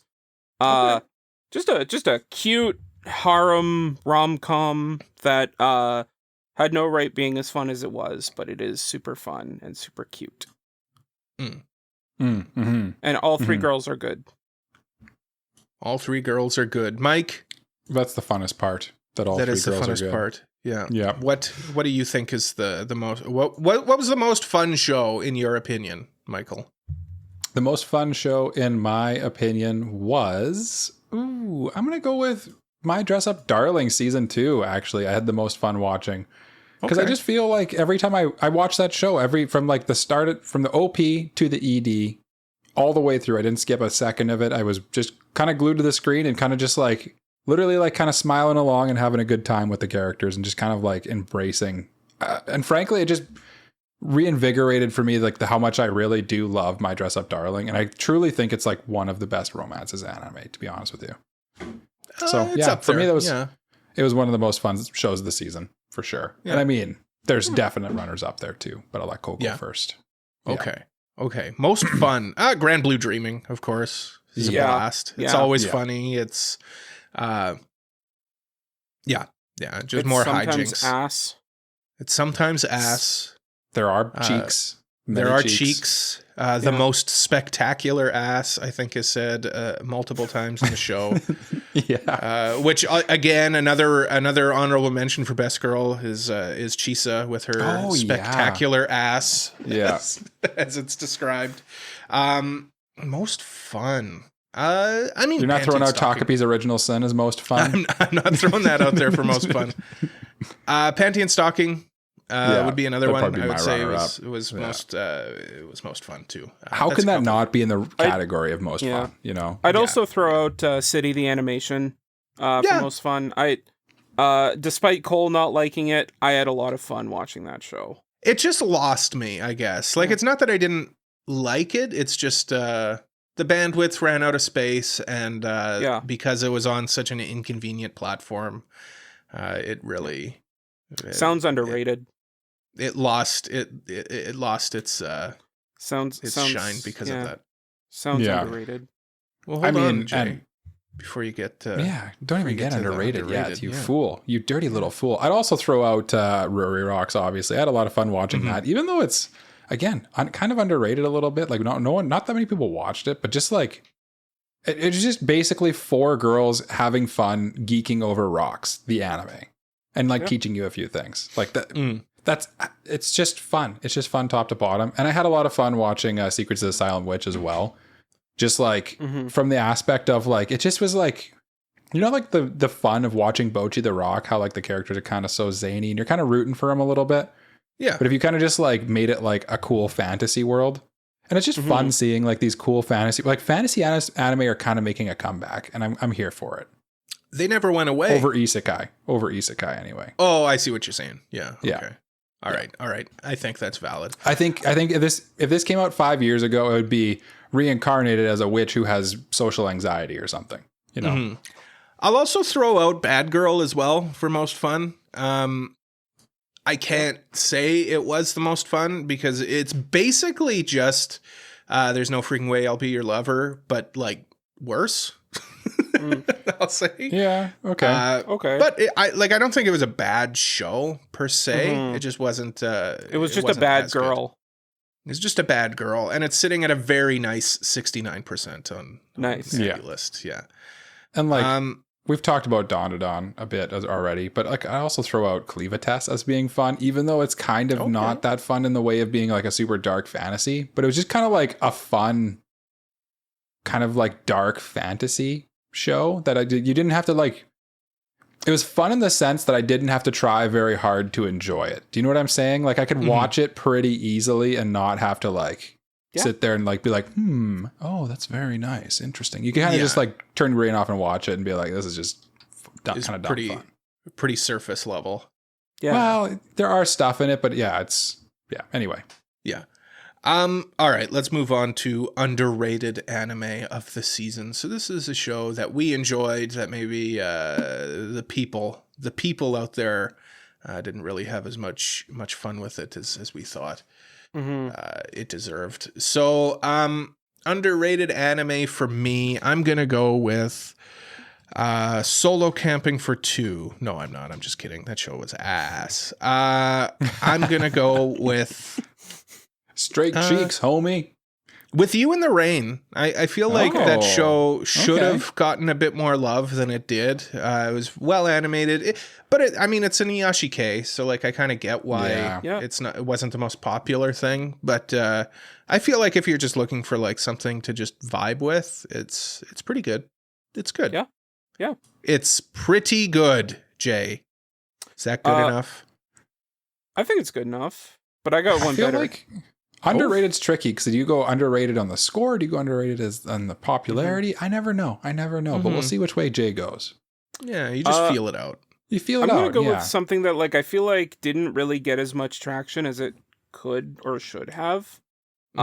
Despite it being a lot of fun, very funny, and well animated, and just looks gorgeous. And that's City the Animation. I feel like this show deserves more buzz and was way too underrated, being stuck way too in quickly Amazon dropped jail. by Cole. Yeah. It's Amazon's fault. That's what it comes down to. Because everything there I should like. I like Nichijou. I like the animation. I liked all of that. It was just I didn't want to have to boot up my Amazon Prime every time. You know what gets me with the Amazon Prime is the ads. And then I got to sit through an ad, even though I pay for this damn thing. But you don't pay the extra $2.99 a month, do you, Cole? Yeah, I guess not. Not. Yeah. What a fool I was. It's so frustrating. Yeah, what a fool I was. Mike, what's your underrated show of the season? Oh, the tough thing is I feel like a lot of shows are pretty properly rated this season, but the one that like kind of stands out to me as being like I didn't see that many people talking about it is I'm gonna go Ruri Rocks, I think. Even though my heart tells me Cleavatess, but I'm gonna go Ruri Rocks just because I really enjoy it. I feel like you gotta go Ruri Rocks. Yeah, I feel like that's the right choice for you, just because like you can't that's the show you liked, so like you just can't stop talking about it. It's also like technically the least popular. I'm sorted by popularity here on AniList, and it's the least popular show of mine, other than Leviathan, which I thought about, but it was fine. Yeah. Yeah, poor Leviathan. But yeah, Ruri Rocks, it was just like so well done and like just such like a nice little like warm. I felt like Cole, where I'm turning on like my warm, comfy show and watching it. Like and it did it for me this season. Yeah, it was a delight. Yeah. Yeah. I really got to check out Ruri Rocks. I think you'd like it. I think you'd like it. I'm quite confident that I would enjoy that show. But and you'll probably not continue to avoid it. Yes. Yes, I would. I see what you're doing there. But here's the Captain thing, America.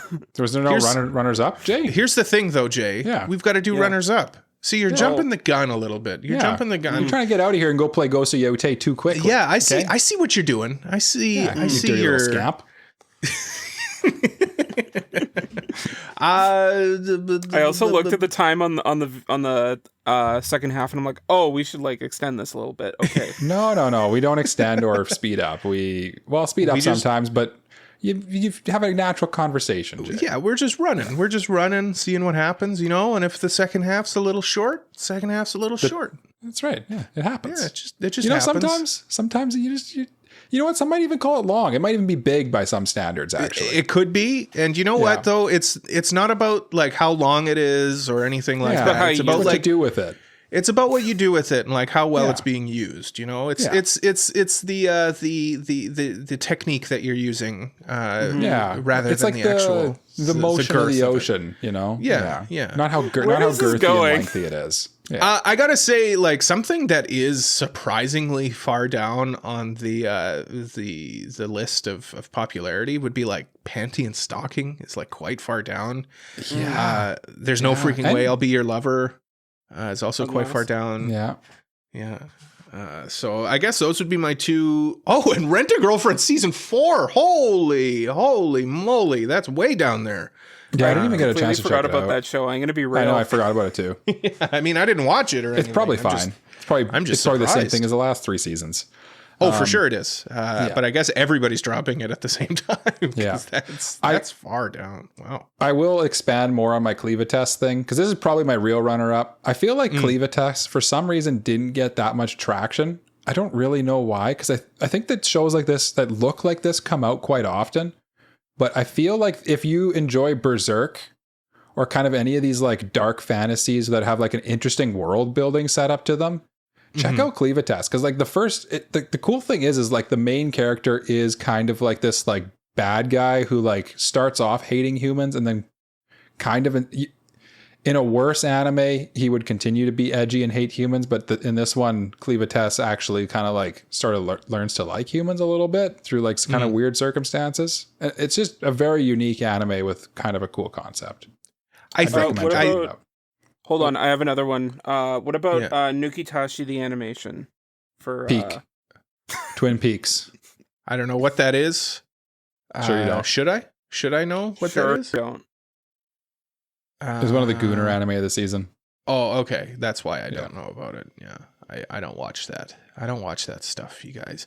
As far as Cleva Test goes, though, I would just say its biggest problem was that it looks super generic. It looks like any other show like that. So I don't know. Maybe they had to advertise it a little bit differently or something. Yeah, it's one of those ones where like the promotional materials kind of don't give you a good taste of what actually is going on here. And it's also it's pretty graphic. It's pretty graphic for sure, in both content and what you see. So, in the way Berserk is what I'll say. Yeah.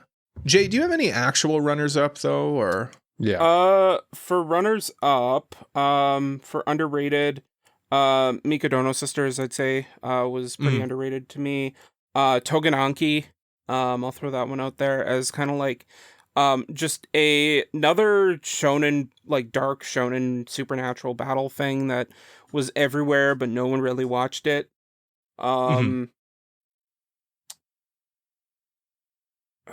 It's okay if we don't have to scramble for more. Let's continue on. It's all right. It's all right. Yeah, we can. Hell Teacher Nube. Another fun shonen thing that I wish had more traction, more people watched, but well, we continue on our list, on our journey here with continuing anime. So these are the shows that are either continuing from previous season, or maybe it's a season 2 of the show or something like that. Pretty self-explanatory, I think. I don't really have to beat around the bush here too much. And with that, I will say that my continuing anime of the season is going to go to Call of the Night season 2. Interesting. Yeah, I haven't really had a chance to gush over it that much. I just think that the sum is greater than its parts, I would say. Like everything in it is good, but I just feel like the whole package together is like completely good. Yeah. I would say. I mean, you also did give it best direction, right? So I mean, yeah. It's just like I'm not giving it its flowers for its characters or anything like that, or that stuff. Yeah, direction and the characters are really good. The story is good. We're getting more about the backstory of a lot of the vampires and stuff like that. We learn about Nazuna a bit more. What's not to like with a cool, vibey show about vampires? Vampires are cool. All my homies like vampires. Yeah. Yeah. When I look in the mirror, me and my homies in the mirror. Yeah. Jay? Well, they wouldn't show up if they're vampire. But anyway, my pick for best continuing. There are a lot of continuing shows this season. I feel like for a lot of people out there, this would be a very contentious category just because of the amount of continuing shows that there are. But for me, there was one show that kind of just stood head and shoulders above the rest. I didn't really give it too much of its flowers because it didn't really reinvent itself, but it just kept doing what it was doing, and it did it really well. And that was Rascal Does Not Dream of Santa Claus. I am so happy that we get more of this because I loved season 1. I have read most of the light novels, all of the ones that are out. Going back and checking this out again, it's a great adaptation of it, and Cloverworks did a great job. And it's probably your last chance to give your favorite franchise an award, so. Yeah, unless we start awarding best movie, but we talked about that. It's just too, the logistics don't work out. Yeah. Don't work out. You know what does work out though?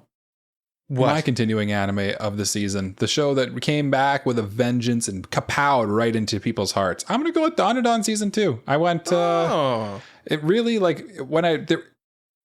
I didn't have that much time. I had less time than usual to watch anime this season, but me and Shazana made sure to find time every week to watch Dandadan weekly, and it was the only show we did so. So how can I go with anything other than that? Honestly, true. Like it.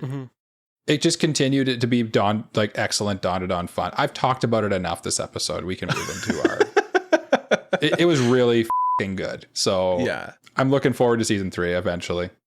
We'll get there. Do you guys have any runners up for continuing? Because like Jay said, there were a lot of returning shows this season. Yeah. I mean, obvious to bring one... it to returning instead of continuing. It makes more sense to my brain. Yeah. We'll talk about that. Obvious one, My Dress Up Darling. Yeah, that's my runner up. Yeah.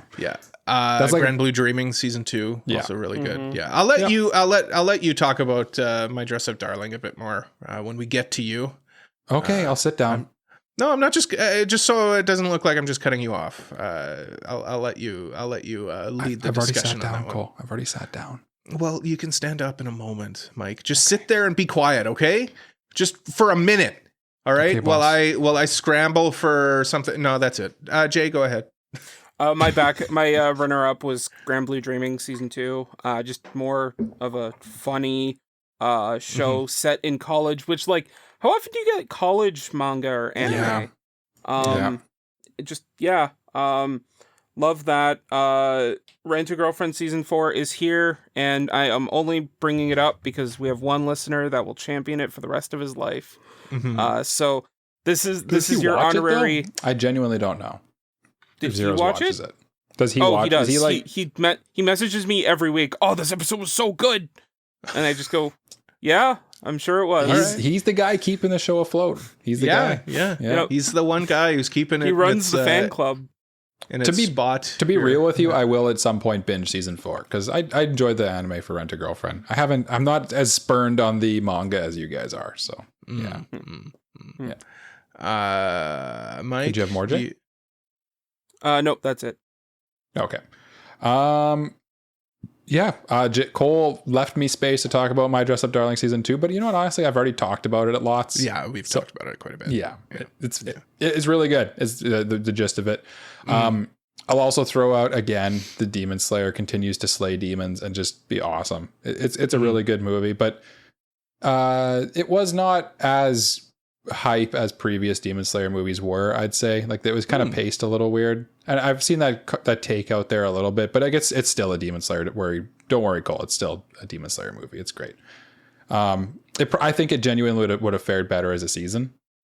My 2 cents, but Well, I'm sure they'll it's still not too do late it. for that. Yeah. I mean, it will happen. Yeah. Kaiju number 8 was fine, I guess. Yeah. I've clicked off my list here. Oh, and yeah, Dr. Stone. How can I not bring up Dr. Stone? I love Dr. Stone. And this was a good season. It had an episode that literally got ranked or scored 9.9 on IMDb. It's the episode where, if you don't know, it's the episode where Rika, is that her name? The little girl who needs glasses. And she had like an episode centering on her. And it was a very like emotional episode. So Okay. Yeah. Yeah. Somebody stole her glasses and was playing like keep away with them. that's what a bully like you would do, Cole. That's it's what a the bully whole. like you would do. Yeah, you better you hold know- on to your glasses there, Mike. You know the little Don't gag take in Scooby Doo where Velma will go, "Where's my glasses? I lost my glasses." That's the whole episode. Yeah. That's the episode. Anyway. Panty and stocking. Panty and stocking Yes, would be. panty and stocking was my next thing I would mention. Yeah, Yeah, you gotta- but like again, we've talked about panty and stocking lots. It's just more panty and stocking, and in a good way. In a good way. Yeah, in You know? in the best way. All right, guys. Final Take us home. category here. Final Yeah. category is best new anime of the season. There's a lot of good new animes. I go first, of course. So You do. You do. you know, there's a lot of good new animes that came out. You know, you got your Fragrant Flower Blooms with Dignity. You got your. I'm going with Fragrant Flower Blooms with Dignity. That's my pick. Okay. I'm picking that one. Okay. Yeah. I'm glad a you good did, choice. Cole. I'm glad Yeah. you Yeah. did. He's glad he, did, 'cause it's- he didn't steal his. So It's really good. It's really satisfying ending as well. I'm looking forward to the continuation of it, and more Cloverworks for me, please. Yeah. Do Bochi the Rock first, though, and then do this. Well, Please. they Thank already you. are doing Boach of the Rock. I know. They just gotta. I just gotta make sure everybody knows that to have their priorities Wait. straight. no, their priority should be My Dress Up Darling season 3. To No, be clear. no, Because it'll be the No, final. no. It'll be the final season. It'll be done. It'll be No, done at that no. point. No. It's Bochi I the- think no. It's Fragrant Flower Blooms with Dignity. Actually, no, it's Bochi the Rock. No, is- it's no. Dress Up But like they Darling. need to ride the high of like the popularity of this season. So they just keep no. going. You need to understand No. the high from Bochi the Rock still keeps going, and it keeps going, and it don't stop going, and it keeps on going forever and ever. And that's it. I think That's I'll all there tell is you to though. it. got it. I think you've got it twisted, Cole. You're nuts. You're crazy. Yeah. Well, That's what they call Crazy- you, Crazy Cole. crazy like a fox. Mike or Jay, what's your Whoa, what's your pick skipping for me. new anime? I see Yeah, how well- it is. It's punishment. Yeah. Don't speak back to your master. He's number 1 this episode, you know. Yeah. Go on, number Well, 2. calling me. No. No, No, he's at number 2. No. Number 2, like the guy from Austin Powers. Well, you know, first is the worst, second is the best. That's Who has ever said that? who says that. Who says that? Everyone. It's a common phrase. No, it's Common not. phrase. So my pick for best new anime of the season, I feel like is the obvious pick because it was just the best thing that came out this season when it comes to new anime. That's Takopi's Original Sin. Mhm. From top to Yeah. bottom, animation, direction, voice acting, length, and adaptation. The fact that it was only 6 episodes really benefited this show because they put in Yeah. like if they put in filler to make this 12 episodes long, it would have been to its Detriment. detriment. Yeah. Yeah. Mm-hmm. It So just I'm came so and glad. hit hard I know some big and words. left. Yeah. I know some big words. So I'm so glad that it was able to be a tight 6-episode OVA that took the source material and really elevated it to what it was. And yeah, honestly, this could even be like my anime of the year if next season goes possible. the way it does. Yeah, Yeah. Mike. that leaves Mike. That leaves me 3. Number 3. It doesn't equate to pee or poop, so I am just number 3. And frankly, Number Jay- 3 equivalents to something else, Mike. You don't want to know what it equivalates. Okay, well, we'll talk about that when we're done. For me, like I was tied between 2, and then Jay took my my 1A, 1B. So I'll go with my 1A, and I picked with the Summer Hikaru Died as my best new anime, honestly, because honestly, I didn't think there was that many. This was a heavily sequel and returning anime season. So this was a thinner category for me, but The Summer Hikaru Died was fantastic. And honestly, just like the perfect, like spooky vibes binge that I enjoyed for the spooky season that we're in now. So yes, Summer Hikaru Died was the peak of new anime for me this season. Very good, very good. As far as runners up go, I've really only got one that I would even consider that hasn't been picked already. There's no freaking way I'll be your lover. I just enjoyed that show immensely. But that would be a me pick. I just feel like Fragrant Flower was a more complete. It's better. Was just a better overall show. Yeah, Jay. Yeah. And for the record, Jay said that Takopi might be his best show of the year, and the only thing that's sitting higher than it in terms of score on any list is Apothecary Dies season 2. For the record, yeah. Well, and Takopi's original Fragrant Flower sin, is number 5. So, well, they're tied. They both are sitting at an 87.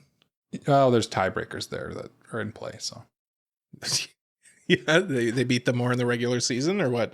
no, I bet you it's like actually probably scored like 8 point. Yeah, the micro way, percentages. yeah. It could also just, or it's like ratio More of popular. people per vote. Yeah. Yeah. Like if more people yeah. gave it That's why I just said there's tiebreakers at play, because none of us know what they are. Yeah. Whatever they are. Whatever they are. The mysterious how do magnets work? tiebreakers. Tides go in, tides go out. Tides how does go the out. moon work? Yeah. Science can't explain that. No. Yeah.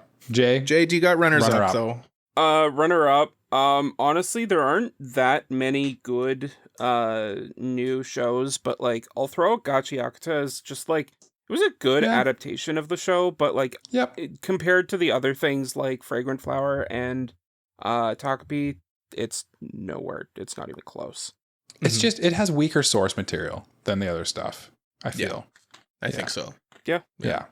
I'll throw out Secrets of the Silent Witch. I feel like that was such a awesome show. I'm not all the way through it, so I feel like honestly, I feel like by the end of the season, I might actually pick it over Summer Hikaru Died, but where I'm at right now, I can't in good faith say that.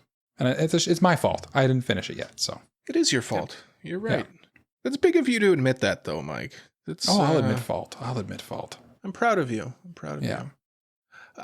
That's all of the awards. Let us know in the comments below, of course, what your awards would be for this Please season. do. We always enjoy reading those. Actually, or tell us what we got wrong.